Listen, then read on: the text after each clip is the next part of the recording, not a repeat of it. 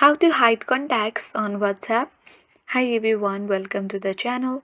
This is Rose and I'm here to guide you on how to hide contacts on WhatsApp. Watch the video till the end and without any further ado, let's dive right into the video. First of all, launch WhatsApp application. Now select the particular chat.